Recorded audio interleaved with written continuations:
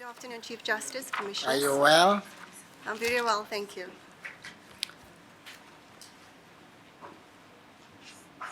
Where did you obtain your degrees and when? I obtained my BA from UCT in 1993, my LLB from UCT in 1995, Why did you start with BA? because I did a BA law. That's why I only took 2 years to get my LLB, because it included some of my law subjects. Yes. And then I've got 2 master degrees, one I obtained... Just put the mic closer. Sorry. Is that better? Yes. Well, it's more about whether you are audible or not. Okay. I then got 2 master degrees, one I think in 2002 from UNISA and one in 2006 from UCT. Let's start with the first. What was the first about? It was more coursework. It was in the Public International Law Department. It dealt with issues like environmental law, public economic law. So I did various coursework and a mini thesis. Yes. Public environmental law. Is enforcement easy, difficult? Why are we very briefly having such serious environmental challenges, as we have seen even in Mozambique? I think the reason, Chief Justice, is we don't we don't accept responsibility. We don't accept that we've got finite resources. That's why we had the drought, and in Cape Town, the whole community had to undergo a change in mindset and a change in attitude. And as a result of that, we were able to avoid day zero. I think we need to change our mindset and our attitudes, and that's why enforcement is difficult, because Yes. people don't see it as a real crime. Yes. And the second master's degree? I did it in Advanced Criminal Law and Procedure, and I focused... What? Advanced Criminal Law and Procedure, and I focused on the Prevention of Organized Crime Act. Yes. My mini thesis, if I recall correctly, was on the admissibility of hearsay evidence during poker prosecutions. I may be incorrect, it was quite some time back, like I said, 2006. Have you done some work in that area, organized crime? I have. When I was at the National Prosecuting Authority, I was successful in obtaining the first conviction after a trial based on poker. Are we winning? Are we neither here nor there? I think we're losing the battle. Why? Because I don't think we have the right resources at the moment. Human or financial or institutional? All three. We need to be committed. Organized crime, if one looks at it, human trafficking is one of the biggest problems that organized crime has. Organized crime has resources, it has money, it has capacity. We need to match that if we want to address it effectively. Yes. We need to be committed, we need to put the money behind it, we need to train people to deal with it. It takes a different mindset to tackle organized crime. People are trying their best. If you look at the National Prosecuting Authority, if you look at the organized crime unit, dealing with the gang unit, they are trying, but they are facing practical realities that are making their task difficult. Witness protection, people not wanting to come forward to testify, limited resources, corruption within the system. But that doesn't take away from the fact that there are people who are daily putting their lives at risk to address this problem. Yes. Well, just by the way, when you talk about resources, I can relate to it. Years back, as a junior advocate, I represented a young man who had stolen a vehicle. I asked him, did it have an alarm system, immobilizer? He said, yes. And I said, how did you get it right? He said, the criminal network took me to Technicon, so that when they steal vehicles, it would be with the benefit of expertise, in-house expertise. So criminals deploy resources. We don't seem to be No. matching that Criminals- standard. Criminals invest in criminal syndicates. Yes. They've got money to put into it. They've got money to train. And they don't play by the same rules we do. Yes, and they are more disciplined than we are, apparently. Yes. Now, for how many years have you been an advocate? I completed pupillage in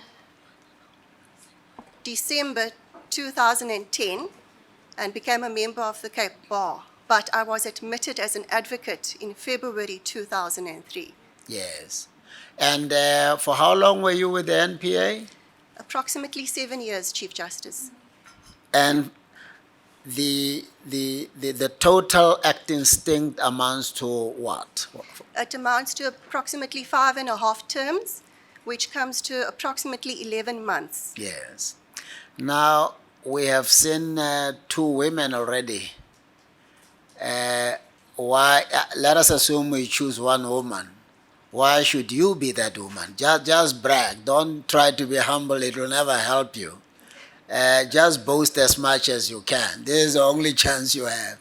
Thank you, Chief Justice. Well, as you'd have seen from my CV, I've got extensive experience as an attorney, as a prosecutor, and as an advocate. I've also been afforded an opportunity to act for 5.5 terms in the Western Cape High Court, where I've been afforded the opportunity of being exposed to a variety of cases.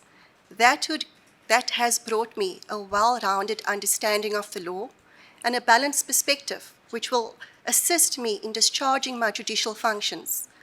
My work ethic and my passion for the law will ensure that I discharge my duties efficiently and effectively. Having been an advocate and practicing on my own for 9 years without a secretary, I'm also quite strong administratively, which can assist the Judge President in the case flow management of the division. And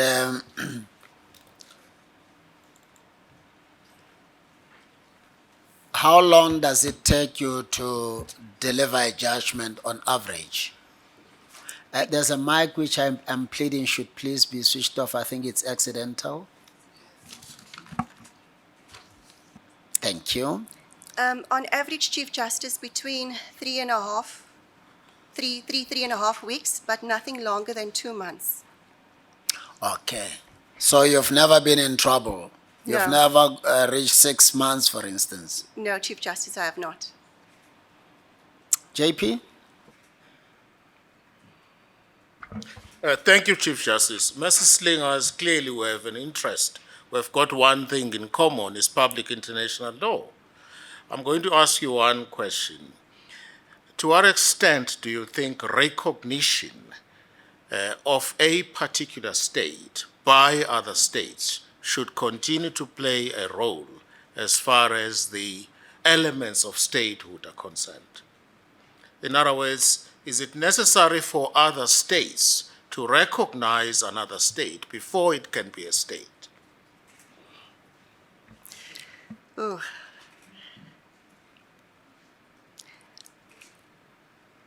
A state would have to be recognized by other states in order to take up its place internationally, to be afforded the recognition and to be afforded the privileges and rights and to take up its place within the international community. But other states' recognition does not necessarily take away the state sovereignty that it imposes, that it claims for itself. Yes. So what would it have taken for the homelands to become states? They call themselves states. What was required for them to be proper states, Well, if at all possible? Statehood is not just calling yourself a state. It's about government. It's about being accountable. It's about how you look after your people. It's about whether you have that structures of government in place. So it's more to a name, Chief Justice. Ms. Stewart?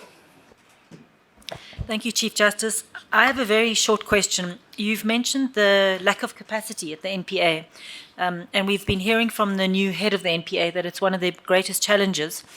I was wondering why you hadn't considered returning to the NPA, seeing as they need the capacity that you've got. To be honest, I have considered it. If I had been approached, it would have been a very difficult decision for me to make. Thanks, Chief Justice. Thank you so much. Commissioner Nyambi? Thank you, CJ. Afternoon, Advocate. Afternoon, Commissioner. If you can share with us your understanding of judicial accountability. Judicial accountability is important. It acts in a way as a balance to judicial independence. Judicial accountability ensures that you perform your duties faithfully and properly. And judicial accountability is achieved by having courts open, by how you discharge your duties to the public, and having your judgments taken on peer review, on appeal by academics, having it dissected, and having to make sure that you've applied the law properly in discharging your functions. Judicial accountability is also if there are any complaints against a judge or the way in which they discharge their duty, those complaints can then be made to institutions such as the JSC, where those complaints can be thoroughly investigated. Because even though you are independent, you are still accountable, and that's part of the rule of law, because nobody's above the rule of law, including judges. That's my understanding of judicial accountability. Thanks, Advocate. Thank you, CJ. Thank you, Honorable One. Commissioner Singh? Thank you very much, Chief Justice. Two short questions. Good evening, Advocate. Good afternoon, Commissioner. It's the first time in a questionnaire that has been filled, I see somebody says they were unemployed. And you've got here on page 14, unemployed for about 5 months. I think it was from December 2001 to April 2002 that I was unemployed. So were you collecting social welfare? No.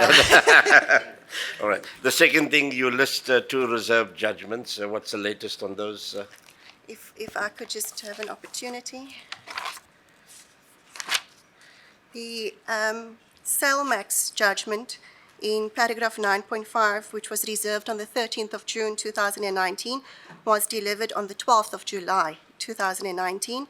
The Oak Hill School judgment, which was reserved on the 21st of June 2019, was delivered on the 2nd of August 2019. Thank you, Chief Justice. Thank you. What's your secret? Why are other people giving us a headache with judgments and you are finding it so easy to deliver them so quickly in a busy division like that? I wouldn't say it's easy, Chief Justice. I think in a work of this nature, you have to work hard, but you also have to work smart, and you have to plan, which is what I do. And it's part of having strong administrative skills. You have to put aside, you have to plan, you have to prepare. The Deputy Chair of the NCOP. Thank you very much, Honorable Chief Justice. Afternoon, Ms. Slingers, Afternoon, Advocate. Commissioner. I heard you responding to the issue of organized crime, and it made me think that particularly your division, where you are acting, is plagued with gangsterism, and I think there is a big difference between organized crime and the kind of gangsterism that we see in the Cape Flats. How can the judiciary assist the country in addressing particularly the issues of gangsterism, but also to address the social fiber of the communities where this gangsterism are actually prevalent? Thank you, Commissioner. I think we can't be soft on crime. We can't be soft on gangsterism, because gangsterism doesn't just affect the people who appear in your court as accused. They affect their family members, they affect the victims of gangsterism.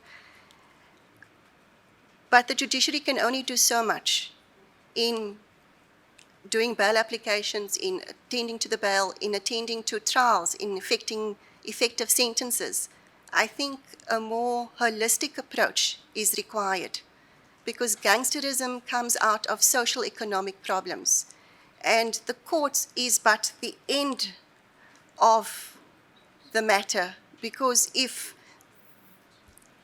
the community which is plagued by gangsterism is too scared to come forward or don't trust the police because they fear corruption, the court's hands are tied because the matters are not even going to get to them. So the courts have a role to play, but I think we have to acknowledge that it's a very limited role and a more holistic approach to gangsterism is required. Thank you. Honorable Klaba. Thank you very much, CJ. Good afternoon, Advocate. Good afternoon, Commissioner. Yes, thank you so much. You worked for the NPA, albeit for 2 years, 2.5 years. I worked for the NPA for about 7 years. Oh, for about 7 years. Oh, okay. Now, I think this question is relevant to you. You know, there is an upsurge of medical negligence claims in the country, with KZN having to spend about 130 million rand within the first 6 months of last year. And I'm told that they are facing lawsuits relating to claims totaling over 17 billion rand. And it is suspected that there is collusion between legal practitioners and medical practitioners. So what do you think, I mean, collusion to milk the state? What do you think is the problem? I'm raising this question because you once occupied that position at some point. Thanks. I think it's an easy way to make money. The state has got a reputation for having deep pockets, and it seems as if nobody's affected by it, even though it's everybody's tax money that's being paid. And it's to put it colloquially, it's money for jam. There's not enough checks and balances to make sure there are proper claims before the court. There's not proper checks and balances to make sure the quantum is correct. And we as the judiciary need to interrogate the experts on quantum more often, because often it's the same experts testifying day after day, and if you read 3 reports, you'll pick up a fact that it's copy and paste. They won't get the gender of the person right. Sometimes they don't even get the name right. So if they are applying copying and paste to medical legal expert reports, how can they assist the court? Where's the independence? Where's the expert opinion? Thank you so much. The CJ and the judge president were actually presidents who were listening to these comments. Thanks. Well, we took a decision as judges to monitor, because we've picked up these things. Now people are crying about our intervention because it's lowering the thickness of the pocket. Well done. Advocate Mpofu? Thank you very much. Good afternoon, Advocate. Good afternoon, Commissioner.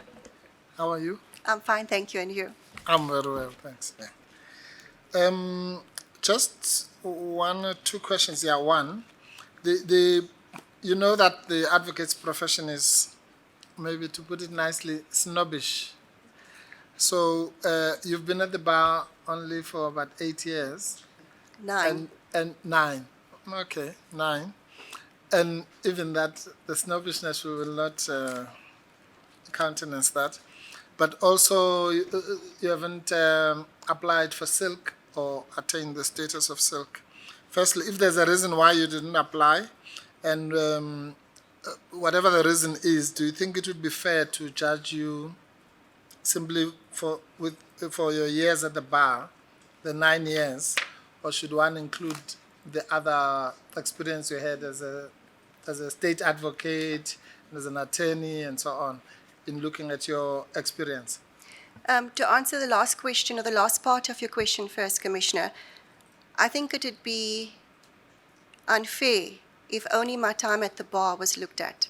During my time as an attorney and as an advocate, I appeared in courts. I was dealing with matters. I was exposed to the legal practice of law, where I engaged with people, where I practiced law, where I appeared in courts. So I think it would be unfair to just look at my time at the bar.